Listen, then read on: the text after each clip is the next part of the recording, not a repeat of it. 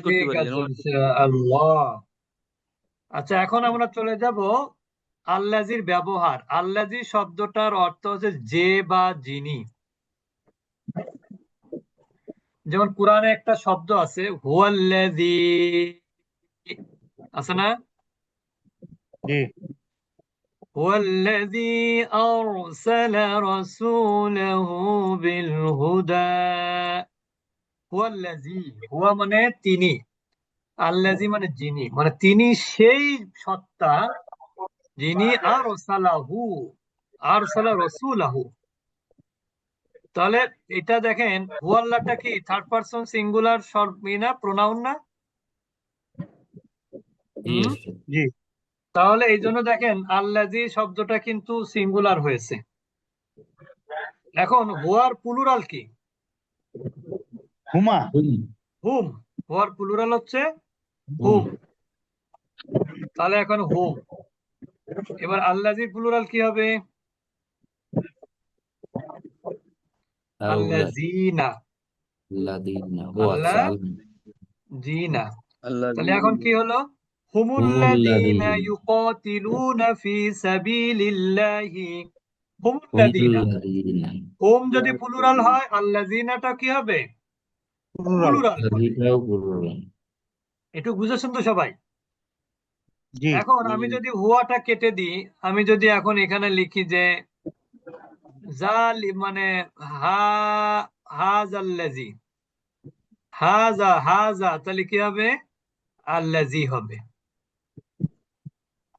তাহলে হা উলাই যদি নিচে লিখি তাহলে কি হবে? আল্লাহ জিন। আল্লাযীনা হবে। বুঝেছেন এবার? জি জি ওস্তাদ। হাউলাইল্লাযীনা, হাদাল্লাযী। বুঝেছেন? তার মানে জি এটা যা হবে এটাও তাই হবে, জেন্ডার এবং নাম্বার, এই দুই দিক থেকে। একটু বুঝেছেন সবাই? জি জি ওস্তাদ জি। এবার আমরা চলে যাব হুয়ার ফেমিনিন কি? হুয়ার ইয়া, ফেমিনিন ইয়া। ইয়া। তাহলে আল্লাযীর ফেমিনিন কি? আল্লাতি, আল্লাহ আল্লাতী, হিয়াল্লাতী। বুঝেছেন এবার? জি হিয়ার ওস্তাদ। ফেমিনিন প্লুরাল, হিয়ার প্লুরাল কি? হিয়া হচ্ছে হুন্না। হুন্না। হুন্না কি হবে? আল্লাতী। হুন্নাল্লাতী। হুন্নাল্লাতী। আল্লাহওয়াতি, অথবা আল্লাহওয়াতি, আল্লাহওয়াতি। আল্লাহ এ যে কোনো একটা আল্লাহওয়াতি। করলেই হবে। হুন্না এই ব্যবহারটা নেই বললেই চলে, এটা প্লুরালের।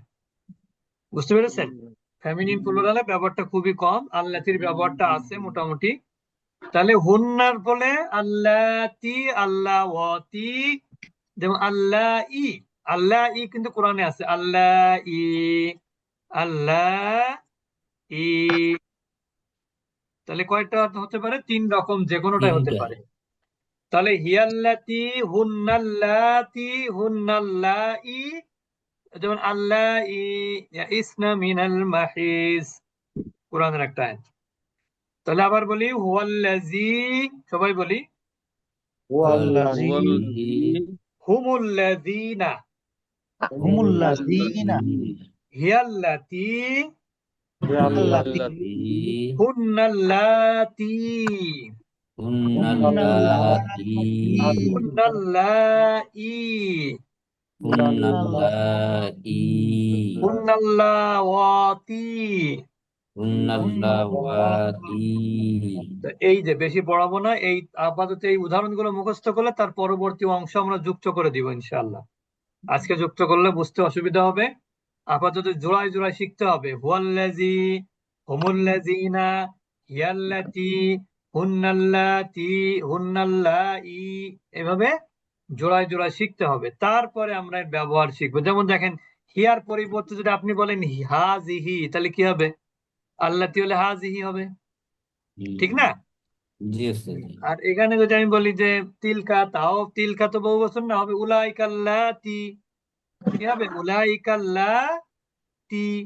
অথবা হা উলা ইল্লাতি। বুঝেছেন এবার? এটা যেহেতু প্লুরাল, তাহলে এটাও প্লুরাল ফেমিনিন হবে। হা উলাই উলাইকা দুইটা তো মাস্কুলিন ফেমিনিন উভয় ক্ষেত্রে ব্যবহার হয়, ওই জন্য ওই দুইটা এখানে ব্যবহার করা যাবে। মিনিংটা হচ্ছে এরকম ওস্তাদ, তিনি যিনি। হ্যাঁ, তিনি যিনি।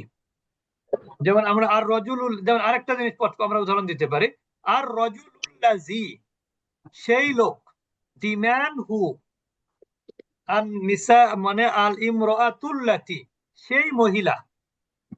তারপরে আর রিজালুল্লাযিনা, রিজাল আছে রজুলিনের বহু বচন, তো আর রিজালুল্লাযিনা, সেই সমস্ত লোকেরা, আর নিসা উল্লাতি, সেই সমস্ত মহিলারা। বুঝেছেন? এবার সেই সমস্ত অর্থ হবে এখানে। এক বছরের লোক, 2 বছরের লোক, এগুলো না। আবার কি বলে এবার আমাদের শফিক ভাই, কি বলেন? তাহলে আমরা আর জটিলতার দিকে যাচ্ছি না আপাতত।